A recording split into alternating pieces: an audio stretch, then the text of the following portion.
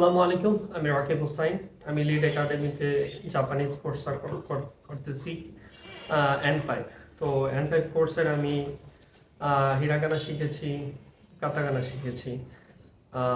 তো আমি আমার লার্নিং প্রসেসটা শেয়ার করতেছি। সার্চ দেখাইছে, বাট আমি মাল্টিপল সোর্সেস চেক করছি।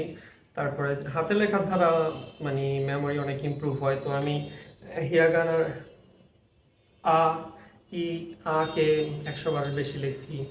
কে আর এভাবে প্রত্যেকটা মানে লেটারকে আমি কানাকে ওকে জাপানি ভাষায় প্রত্যেকটা কানাকে আমি লিখেছি, সেম টু সেম কাতাকানার সাথে করেছি। ওকে, তো আমি কি কি শিখেছি আজকে? Hiragana, katakana. আর হিরাগানার মধ্যে টেন আছে, মারু আছে, মারুর ব্যবহার কি, টেনের ব্যবহার কি। তারপরে হচ্ছে কাতাকানার সেমি, মারুর ব্যবহার কি, টেনের ব্যবহার কি। আর হলো যুক্ত বর্ণ, যেটা হলো কম্বিনেশন। তো কম্বিনেশন হিরাগানায়ও আছে, কাতাকানায়ও আছে। তো আমি এগুলো শিখেছি। সো জাস্ট আপনাকে আপডেট দিতেছি, যাতে করে ইউনো আপনি আমাকে অ্যাকাউন্টেবল ধরতে পারেন যে রাকিব, আজকে তুমি পড়ো নাই। Thanks for bearing with me.